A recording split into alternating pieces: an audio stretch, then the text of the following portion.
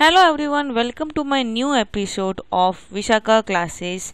मैं विशाखा और आज आपके लिए लेके आई इकोनॉमिक का second lesson the theory of demand and supply. उसका यूनिट 1 लेके आई हूँ आज मैं, जहाँ पे हम सीखेंगे law of demand and elasticity of demand. ये अगर जिसने भी 11-12 स्पेशली 12th स्टैंडर्ड में या 11th स्टैंडर्ड में जिसने भी इकोनॉमी का ये वाला चैप्टर अगर उसने छोड़ा नहीं है तो ये बहुत इंपॉर्टेंट चैप्टर था। टीचर्स लोगों ने भी वो टाइम पे भी बताया था कि आपके लिए ये लेसन्स बहुत इम्पॉर्टेंट है। तो आज उसी लेसन्स को लेके मैं लेके आई हूँ आपका आज का लेक्चर। तो लेक्चर आगे देखने से पहले, आगे पढ़ने से पहले, अगर आप मेरे चैनल पे फर्स्ट टाइम आए हो तो मेरे चैनल को सब्सक्राइब कर दो, बेल आइकन को क्लिक कर दो, क्योंकि हमेशा मेरे नोटिफिकेशंस आपको मेरे वीडियोस के मिलते रहे।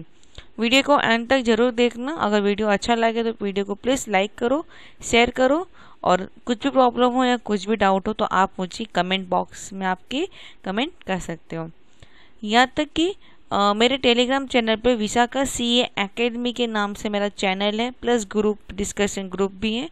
तो आप वहाँ पे भी आके मुझसे बातें कर सकते हो। ग्रुप डिस्कशन में आके आप मुझे कुछ भी डाउट पूछ सकते हो, मैं आपके डाउट्स क्लियर कर दूंगी।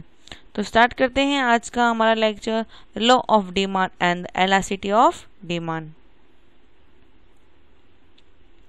अब डिमांड का मतलब क्या होता है? डिमांड का मतलब वो होता है जब कोई बायर गुड्स या सर्विस को खरीदता है अपने इच्छा के लिए, अपने वो समय के हिसाब से वो चीज़ को खरीदता है।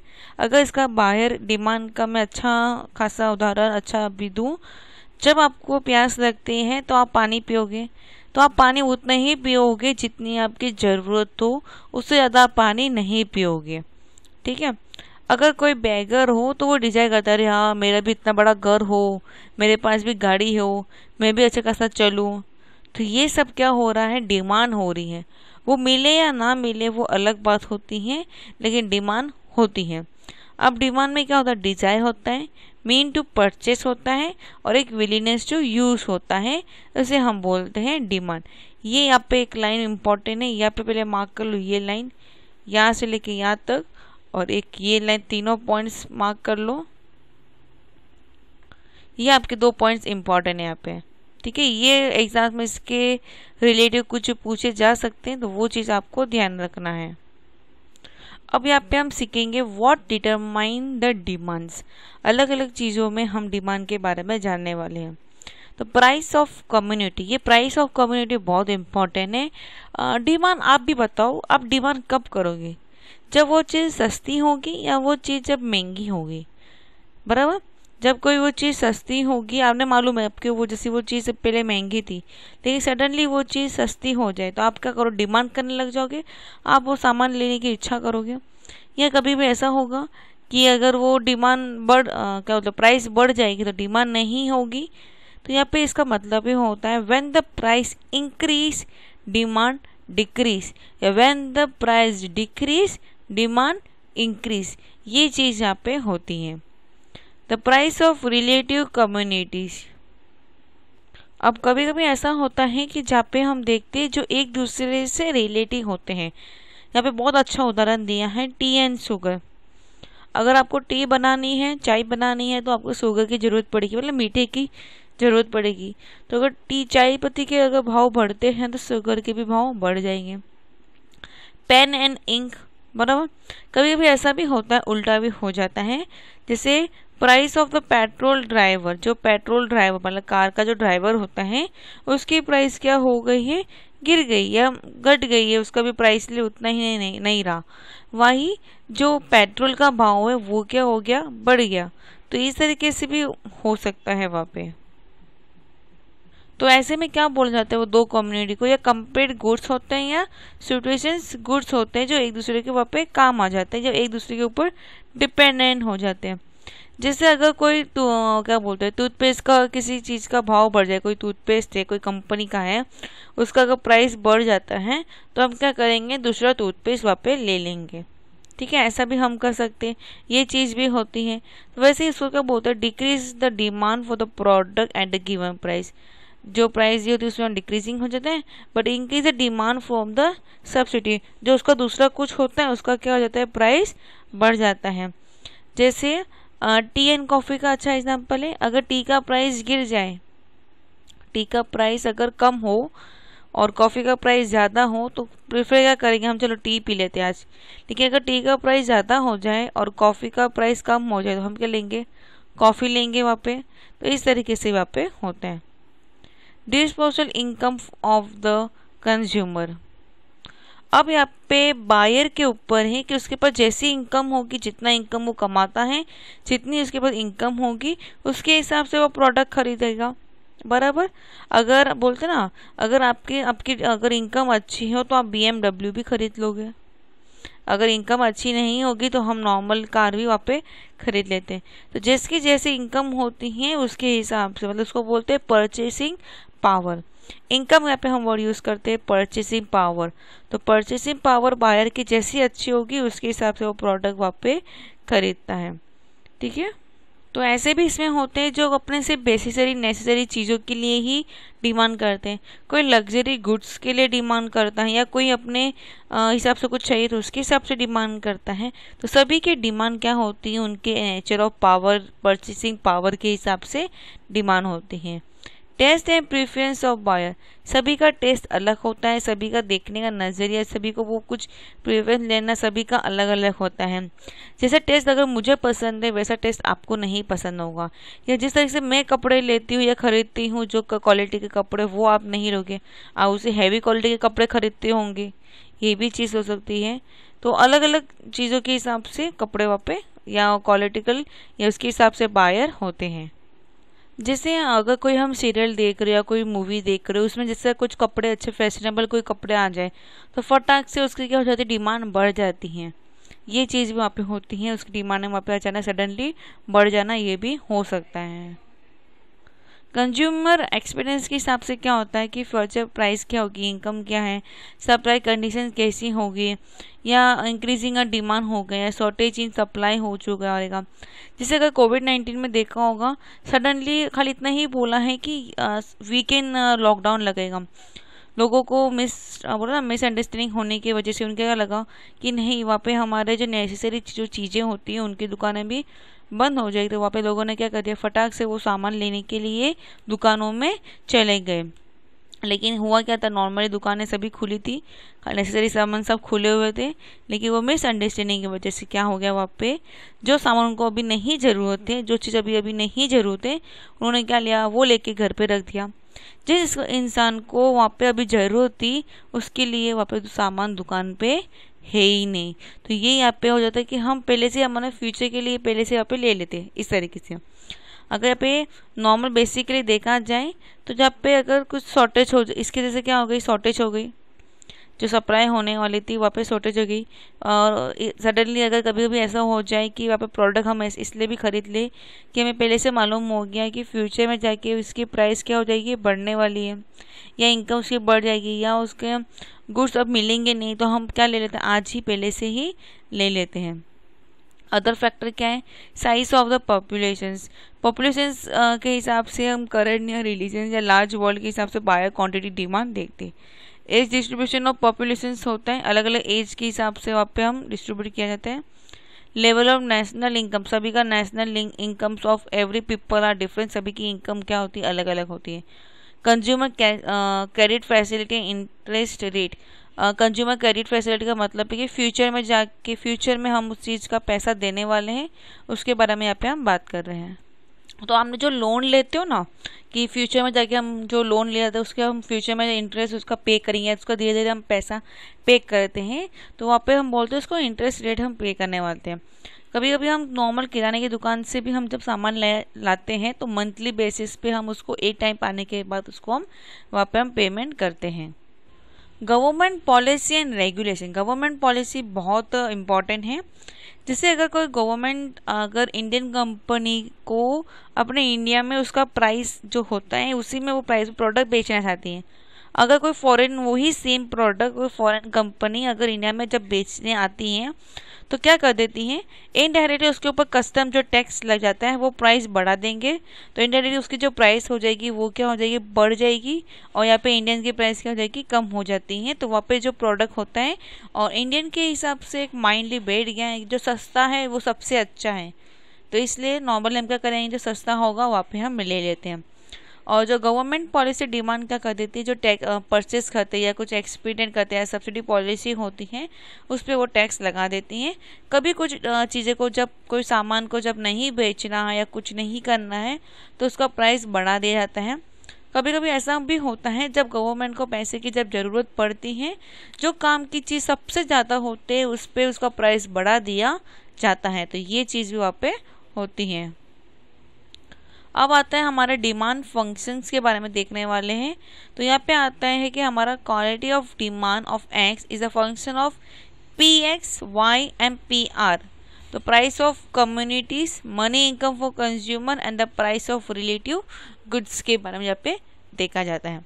अब आते हैं हम लॉ ऑफ डिमांड के बारे में। तो लॉ ऑफ डिमांड क्या होता है, वो सबसे पहले मेन यही चीज़ है, when the price of any goods increase then the demand of the goods is fall. ये चीज़ हमेशा ये माइंड में बैठा दो, जब भी कोई चीज़ का प्राइस बढ़ जाता है तो डिमांड डिक्रीज हो जाती है, और जब भी प्राइस घट जाती है या डिक्रीज हो जाती है तो उस चीज़ का डिमांड बढ़ जाता है। इसको बोलते हैं हम inverse relationship between the price and the quantity of demand. तो ये आपको बहुत यहाँ पे इम्पोर्टेंट चीज़ है जो आपको यहाँ पे ध्यान रखना है। प्रोफेसर अल्फ्रेड मार्शल बोलते हैं, the greater the amount to be sold smaller must be the price at which is offered in order. ज़्यादा सामान बेचना है तो प्राइस बराबर रखो या प्राइस कम रखो कि आगे वो जो सेलर बायर है उसको वो खरीद सके। Demand increase with the fall in the price, this mean with the price in rice. यही चीज़ मैंने आपको अभी पहले ही बता दी थी कि प्राइस जब बढ़ती है तो डिमांड घटती है, जब प्राइस घटती है तो डिमांड बढ़ जाती है। और कोई कोई प्रोडक्ट ऐसे भी होते हैं, कभी कभी ऐसा भी होता है कि कितना भी प्राइस बढ़ जाए डिमांड नहीं घटती है। जैसा है नमक, नमक का प्राइस कितना भी बढ़ जाए हम नमक खाना नहीं छोड़ सकते कि नमक के बिना खाने का स्वाद ही कुछ नहीं है, इसलिए हम नमक खाना नहीं छोड़ते। उसकी जगह हम वो सादा नमक की जगह हम लाल नमक, काला नमक, अलग अलग नमक यूज़ कर लेंगे, लेकिन हमें जहाँ पे नमक की ज़रूरत है वहाँ पे हम नमक ही यूज़ करेंगे। अब देखते हैं कि डिमांड शेड्यूल किसके हिसाब से होता है। यहाँ पे हम क्या देखेंगे कि इसका प्राइस हो गया या क्वांटिटी हो गया, उसके हिसाब से यहाँ पे हम देखने वाले हैं। चलो अभी बताती हूँ मैं आपको कैसे देखना है। देखो, प्राइस पर cup of ice cream in rupees is, price पर कप ऑफ आइसक्रीम इज ₹60। तो जब क्वांटिटी ऑफ आइसक्रीम डिमांड कितना हुआ 0। वाई बी में जब 50 रुपये हो गए तो उसकी डिमांड कितनी हो गई 2। देखा, मैं बता रही हूँ आपको, देखते रहो। जब उसके प्राइस हो गई 40 तो डिमांड कितने हुई, मतलब 4 जन ने खरीदा। जब उसकी प्राइस हो गई 30 तो 6 जन ने खरीदा। जब हो गई 20 तो 8 जन ने खरीदा। जब हो गई इसकी प्राइस 10 तो कितने जन ने खरीदा, 10 जन ने। और जब उसकी प्राइस हो गई 0 तो कितने जन ने खरीदा, 12 जन ने। तो इस तरीके से यहाँ पे प्राइस, मतलब जो आइसक्रीम थी वो क्या हो गई थी, फ्री हो गई थी। 0 का मतलब क्या हो जाता है, फ्री हो गई है। तो जब आइसक्रीम फ्री हो गई तो 12 cup of ice cream per week सेन हमने वहाँ पे हर हफ्ते 12 आइसक्रीम गए हुए थे। जैसे ही आइसक्रीम का भाव बढ़ गया, जब उसका 60 रुपये प्राइस था तो पूरे एक हफ्ते वाइज देख रहे, हफ्तों में एक भी आइसक्रीम नहीं बिकी। वही जब उसकी प्राइस 30 रुपये थी तो हफ्ते में कितनी आइसक्रीम बिकी, 6। तो आपने समझ गया, जब प्राइस घटती है तो डिमांड बढ़ती है, जब बढ़ती है तो घटती है। इस तरीके से यहाँ पे होता है। अब देखेंगे अलग अलग हमारे डिमांड कर्व्स के हिसाब से बताती हूँ मैं आपको। तो ये देखो, यहाँ पे ना ग्राफ बनाया हुआ है। तो ग्राफ में हमने ABCDEFG लिख दिया है। ये प्राइस कब लिख दिए हैं, यहाँ पे प्राइस पर आइसक्रीम के हिसाब से लिख दिया। तो देख सकते जब प्राइस यहाँ थी तो जब प्राइस घटती गई तो डिमांड क्या होती गई, बढ़ती गई। ठीक है, तो प्राइस हम ग्राफ से भी हम देख सकते हैं कि हमारा कर्व कैसा हो रहा है, किस तरीके से हो रहा है। अब आ जाते हैं जब हम यहाँ पे प्राइस ऑफ द गुड्स देखने वाले, 2 क्वांटिटी देखने वाले और प्लस टोटल डिमांड मार्केट हम देखने वाले। जब प्राइस ऑफ गुड था 0 तो ए में खरीदा 3 जन की क्वांटिटी और बी वाले क्वांटिटी में खरीदे 2 जन ने, डिमांड हो गई 5। सेम ऐसे करते करते यहाँ पे कितना हो गया, 0 हो गया। तो वही सेम चीज़ हुई है, लेकिन इसको ग्राफ में आप देखोगे तो यूनिट ऑफ गुड एक्स इस तरीके से आया, unit of get good x का लेकिन बी के हिसाब से इस तरीके से हो गया। Y unit of good X है, लेकिन दोनों की तरफ से ए और बी को जब दोनों को प्लस किया गया तब वो कुछ इस तरीके से यहाँ पे ग्राफ बना है। ठीक है, तो ये हो जाता है डिमांड क्या होता है मार्केट डिमांड कर्व के हिसाब से। तो ये चीज़ आपको यहाँ पे ध्यान रखना है।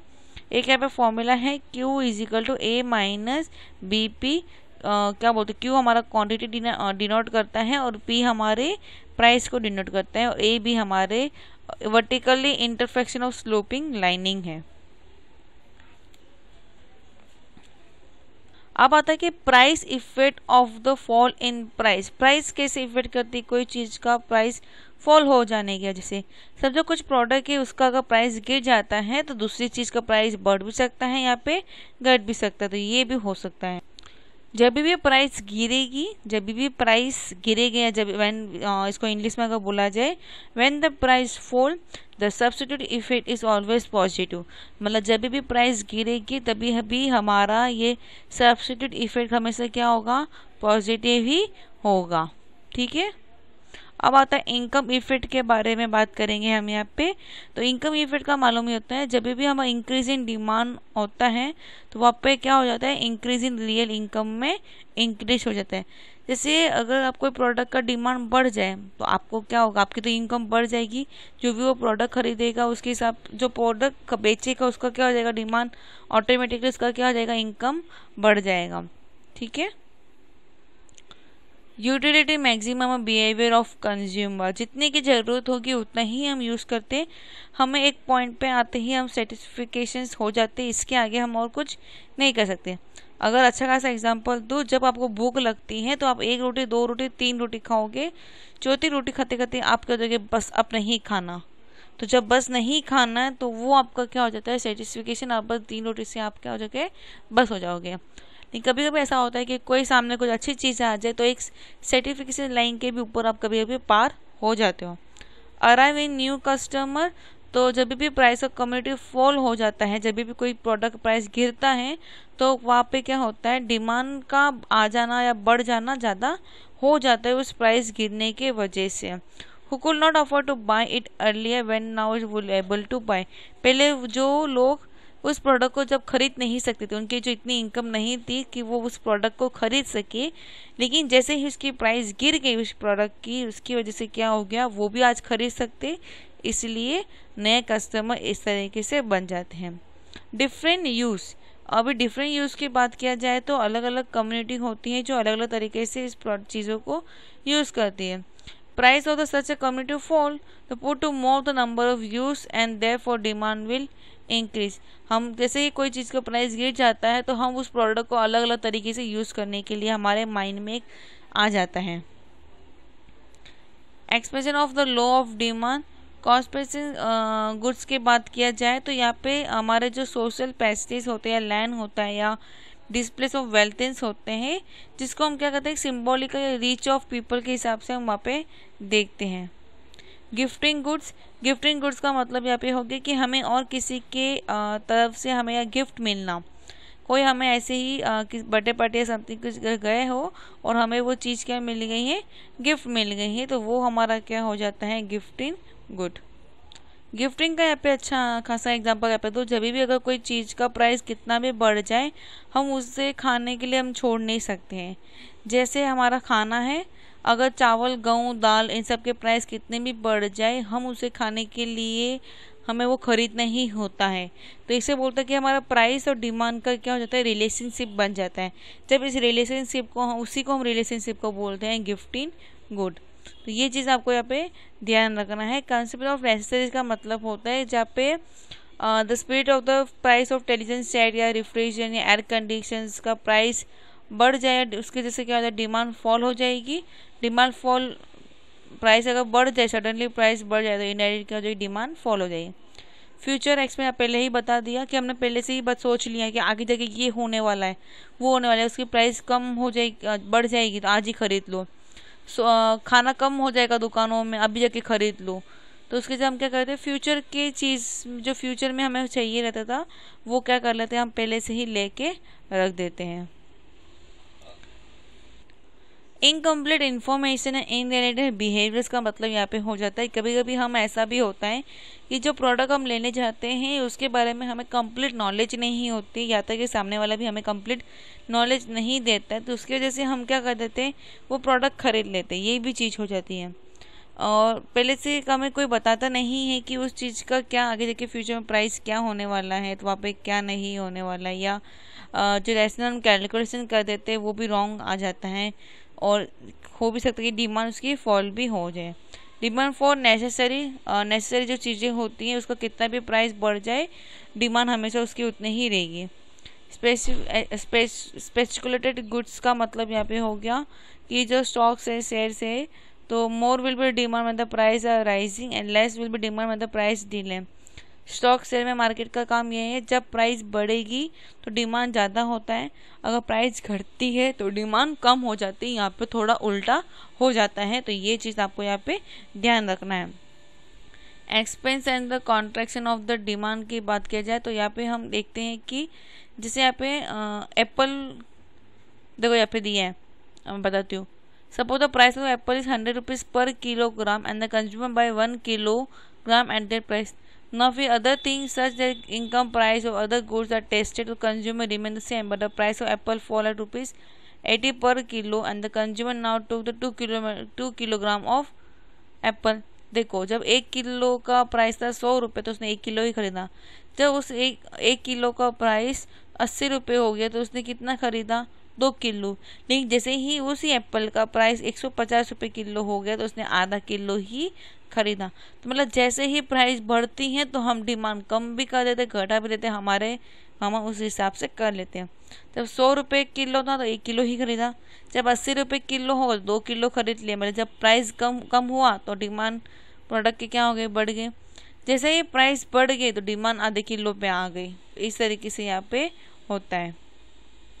तो ये आ जाता है हमारा एक्सपेंस क्वालिटी ऑफ डिमांड का कंस्ट्रक्शन बन जाता है। यहाँ पे increase and decrease in demand, her product के हिसाब से वहाँ पे कभी भी प्रोडक्ट का डिमांड बढ़ता है और घटता है। ये किस पे डिपेंड होता है, हमारे प्राइस पे। तो वो यहाँ पे दिया गया है। जब यहाँ पे quantity of x demand when the house hold income is 500 पर monthly and the quantity of x demand when the average house hold income is 10,000 per month. जब 5,000 का महीने का इनकम है तो वो कितना लेगा, 5 रुपये के हिसाब से 10 प्रोडक्ट ले लिया उसने। 4 रुपये का होगा तो 15 लेगा, जब 3 रुपये का हो जाए तो 20 लेगा, जब 2 रुपये का हो 35 रुपीज़ का लेगा, जब 1 होगा तो 60 रुपये में लेगा। वही जब प्राइस 5 रुपये की तो 15 रुपये में लिया, जब 4 रुपये की तो 20 लिए, जब 3 रुपये की थी तो 25 प्रोडक्ट लिए, जब 20 रुपये का प्राइस 40 लिया, जब 1 रुपये का था तभी 65 प्रोडक्ट्स लिए। तो इस तरीके से यहाँ पे उन्होंने किया।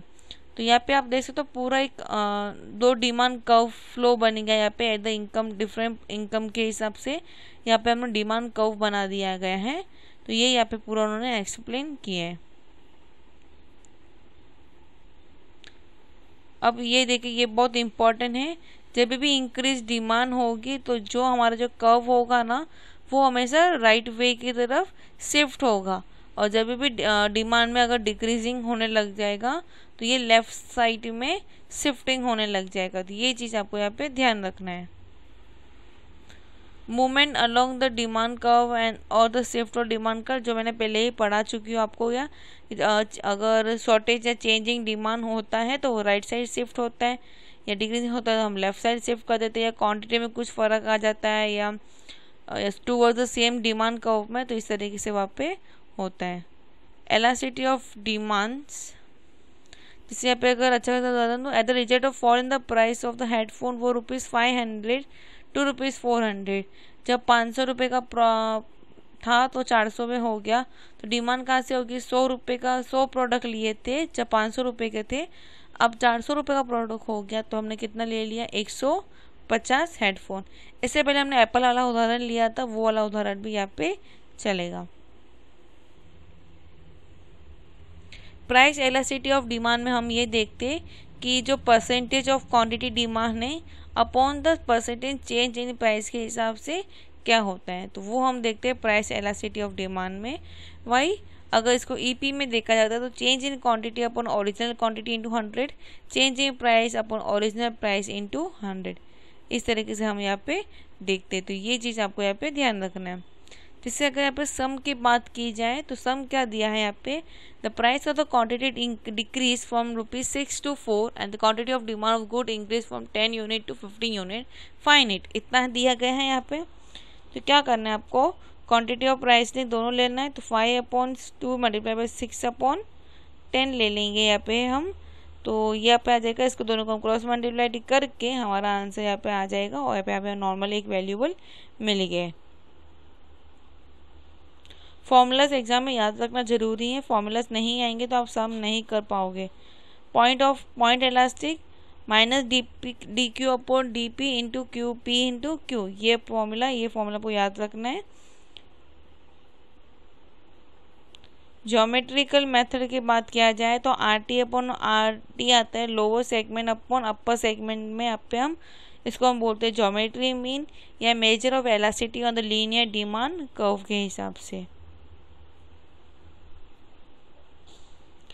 आर्क इलास्टिसिटी में जैसे ये ऊपर से निकल रहा है ना ये लाइन, वहाँ पे फिर ये पॉइंट्स हम ये जब पॉइंट जॉइन करते हैं इसको बोलते हैं हम आर्क इलास्टिसिटी, जब दो प्राइस को हम एक पॉइंट आउट करते हैं। तो एक अच्छा सा फॉर्मूला याद कराती हूँ, Q2 - Q1/Q2 + Q1, मतलब डिमांड को क्वांटिटी को पहले माइनस करो फिर प्लस करो, मल्टीप्लाई करना है, लेकिन क्वांटिटी को पहले ऊपर प्लस करना है, यहाँ पे नीचे माइनस करना है, ये भी आपको यहाँ पे ध्यान रखना है। अब अलग अलग डिमांड्स के हिसाब से हम देखते हैं। जब demand curve of zero elasticity, जब भी जीरो एलास्टिसिटी होगी तो ये स्ट्रेट लाइन पे जाएगा। जब भी यूनिटरी एलास्टिसिटी होगी थोड़ा सा इस तरह से कर्व हो जाएगा। जब भी डिमांड कम इन्फिनाइट एलास्टिसिटी हो जाएगी तो यहाँ पे एक प्राइस फिक्स हो गई, कोई भी प्राइस हो इतनी ही प्राइस होगी, लेकिन डिमांड एक तरह से चल रही है तो इस तरीके से होगा। डिमांड का वो एलास्टिसिटी ग्रेटर देन 1 होगा तो इस तरीके से हो जाएगा, और जब demand come of elasticity less than 1 होगा तो हम यहाँ पे इस तरीके से हम यहाँ पे कराते हैं। तो आपको डायग्राम भी याद रखना जरूरी है, एग्जाम में आपको क्वेश्चन पूछेंगे कि समझो इसमें से demand come of elasticity greater than 1 का डायग्राम कौन सा है, तो आपको वो भी बताना यहाँ पे जरूरी है। यहाँ पे आप देख सकते हो कैसे सब फॉर्मूलाज दिए हैं, किसको हम एलास्टिक और इन एलास्टिक बोलेंगे। अगर 1 से ज़्यादा होगा तो एलास्टिक और 1 से कम होगा तो हम इन एलास्टिक उसको बोलेंगे। Total outlet method of calculating the price method, the price elasticity demand equal to 1 unities होता है। तो अब हम देखते हैं आगे हमारे फॉर्मूलाज दिए गए हैं। देखो, total revenue is equal to price into quantity sold, जो भी प्राइस होगी जितना हम सामान बेच देंगे दोनों को मल्टीप्लाई करेंगे तो हमें हमारा टोटल रेवेन्यू यहाँ पे मिल जाएगा। तो ये टोटल रेवेन्यू का formula when the elastic is equal to 1, ये एक डायग्राम है, ये डायग्राम आपको याद रखना है। The demand of the good is inelastic then the price elasticity of demand is less than the 1, और the higher price increase the total revenues, the greater the weaker the price effects। अब देखते हैं हम determine of price elasticity of demand के हिसाब से। तो ability of supplying के यहाँ पे बताया, जब भी प्राइस जो प्रोडक्ट की जो प्राइस होती है कंज्यूमर के हिसाब से वो मोर देन कम्युनिटी होता है, तो उसमें क्या हो जाएगा, प्राइसली राइज हो जाएगा तो consumer to buy the more of the subsidy, का जो सब्सिडी प्रोडक्ट होगा वो हम वहाँ पे खरीद लेंगे। जैसे अगर टी और कॉफ़ी की बात की जाए तो हम अगर टी का प्राइस बढ़ जाएगा तो हम कॉफ़ी ले लेंगे, तो इस तरीके से लेते हैं। लेकिन कभी कभी अगर सॉल्ट का प्राइस बढ़ जाए तो हम वहाँ पे शुगर नहीं यूज़ कर सकते कि शुगर उसका सब्स्टिट्यूट या प्रोडक्टली नहीं होता है। Positive community in the consumer behaviour के हिसाब से यहाँ पे देखा जाए तो वहाँ पे हम जो हाउस होल्ड का स्पेंड हो गया, खर्चा हो गया, demand of good like common salt हो गया, मैचेस हो गया, बटन्स हो गए हैं, तो वहाँ पे क्या हो जाता है, जब भी इनकम का जो ग्रेटर पॉपुलेशन इनकम होता है वो बढ़ जाएगा, वहाँ पे ही greater than elasticity of demand भी इंक्रीज हो जाता है। Nature of the need that the community satisfied, तो जो भी हम खरीदते हैं जिससे हमें जब तक सेटिस्फाई नहीं मिलेगा तब तक वो हमें अच्छा नहीं लगेगा। जैसे मैंने पानी की बात की थी, मैं पानी तब तक पीती रहूँगी जब तक मुझे एक टाइम तक लगे हाँ चलो बस अब मेरी प्यास मिट गई है, बराबर। वैसे ही रिच पीपल्स को क्या होता है, जब तक उनको वो लग्जरी आइटम्स ना देके तब तक उनको वो सेटिस्फाई नहीं होता है। तो वहाँ पे क्या होता है, प्राइस एलास्टिक होता है, because one of can easily live without a luxury. बिना लग्जरी भी हम रह सकते हैं, हमें सिर्फ हमारी ज़रूरत की चीज़ें वहाँ पे होनी चाहिए। जैसे खाना हो गया, आपका घर का सेटल हो गया, कपड़े हो गए, तो ये सब नेसेसरी चीज़ें होती है वो वहाँ पे होना चाहिए। Number of use in which a community can be put, like a milk है द सर्वर यूज, अलग एक मिल्क को हम अलग अलग तरीके से यूज़ करते। मिल्क को हम अलग अलग तरीके से यूज़ करते हैं, जैसे कि हम दही बनाने के लिए, उसकी छाछ बनाने के लिए, क्रीम बनाने के लिए, घी बनाने के लिए, स्वीट बनाने के लिए। अगर दूध का भाव अगर गिर जाता है तो लेकिन ये बाकी जो इसके प्रोडक्ट है, जो इसके बाकी जो कम्युनिटी प्रोडक्ट है, उसके प्राइस क्या हो जाती है, वहाँ पे इंक्रीज हो जाती हैं। तो मतलब उसका कम्युनिटी प्रोडक्ट कम हो गया, कुछ भी हो, लेकिन दूसरे प्रोडक्ट पे इफेक्ट पड़ जाता है। ठीक है। टाइम पीरियड के हिसाब से जैसे जैसे टाइम आगे चलता रहेगा वैसे तो चीज़ों का प्राइस क्या होता है, बढ़ता जाए। कंज्यूमर बिहेवियर के हिसाब से वहाँ पे क्या हो जाए, इन इलास्टिक हो जाती है, क्योंकि कंज्यूमर का जो बिहेवियर कैसा, जो प्राइस चेंजेस के हिसाब से चलता है। Tied demand like for example printer and ink cartridge, दोनों एक दूसरे से जुड़े हुए। प्रिंटर चाहिए तो इंक दे नहीं देगा, बिना इंक का प्रिंटर कुछ काम का नहीं है। जैसे प्राइस रेंज, पर्टिकुलर एक प्राइस डिमांडिंग रेंज होती है।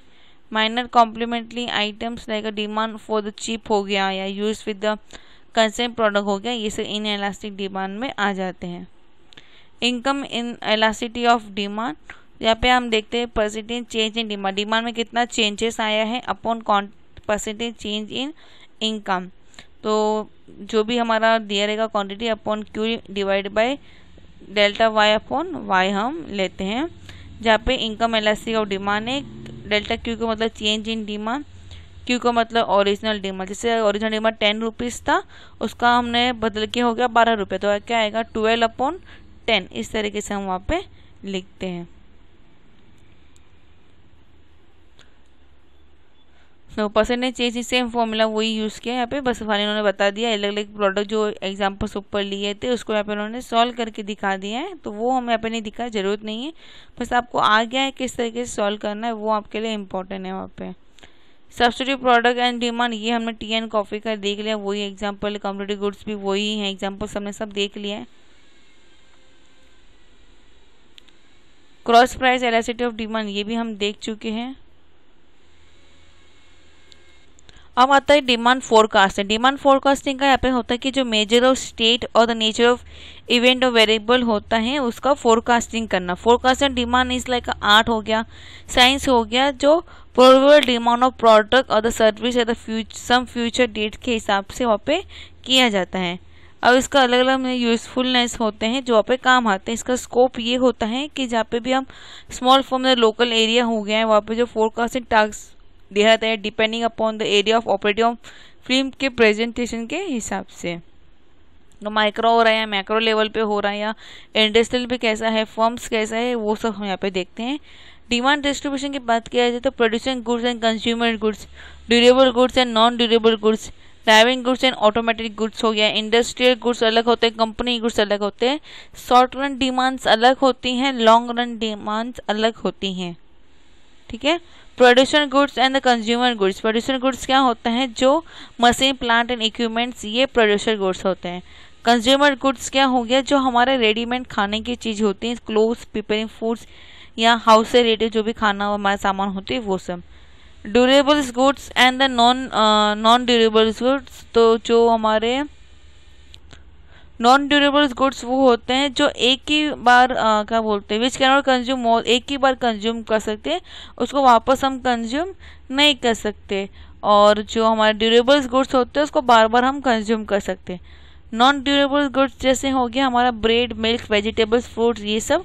और ड्यूरेबल्स गुड्स वो हो जाते हैं जैसे लाइक अ machine, phone, mobile phone, refrigerators, cars, house, cars, furnitures, ये क्या हो गए ड्यूरेबल गुड्स, जिसको हम क्या बोलते हैं बार बार हम उसको यूज़ कर सकते हैं। नॉन ड्यूरेबल गुड्स की बात किया जाए तो एक ही चीज़ आती है, खाने पीने की चीज़ें।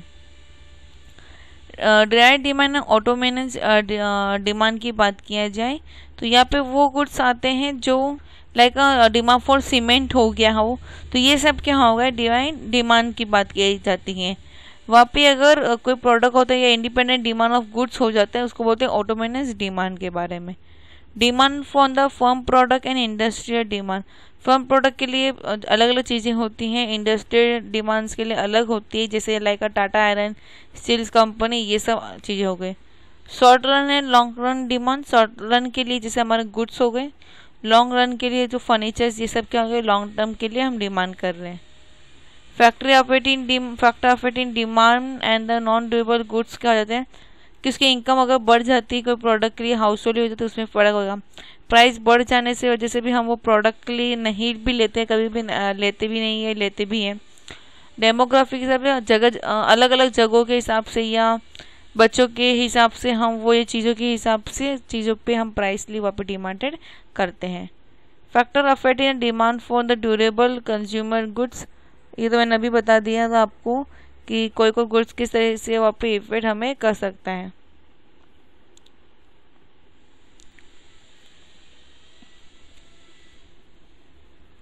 तो इस तरीके से हमारा यहाँ पे यूनिट 1 कंप्लीट होता है। समरी बहुत इंपॉर्टेंट है, समरी एक बार आप कर लो। समरी में पूरा लेसन के बारे में, इस यूनिट के बारे में जो जो मेन पॉइंट है वो यहाँ पे पूरा उन लोग एक्सप्लेन कर देते हैं, तो ये आपको करना बहुत ज़रूरी है। और फर्स्ट ऑफ ऑल इसमें कोई ऑब्जेक्टिव क्वेश्चन नहीं दिए हैं, ये सब्जेक्ट ऑब्जेक्टिव टाइप्स क्वेश्चन आ सकता है, इसमें बहुत कुछ क्वेश्चन पूछ सकते हैं और ये लेसन थोड़ा इंपॉर्टेंट है, तो इसको आप अच्छे से एक बार पढ़ लेना। और अभी तक आपने मेरे चैनल को सब्सक्राइब नहीं किया है तो फटाफट मेरे चैनल को सब्सक्राइब कर दो, बेल आइकन को क्लिक करो, और वीडियो अच्छा लगा तो लाइक जरूर करना, शेयर जरूर करना, कुछ भी प्रॉब्लम हो कमेंट करो। Telegram channel Vishakha CA academy पे आप आके मुझे आप कमेंट कर सकते हो, प्लस मेरे ग्रुप है चैनल, उस पर भी आके आप डिस्कस कर सकते हो। Bye, take care and stay home.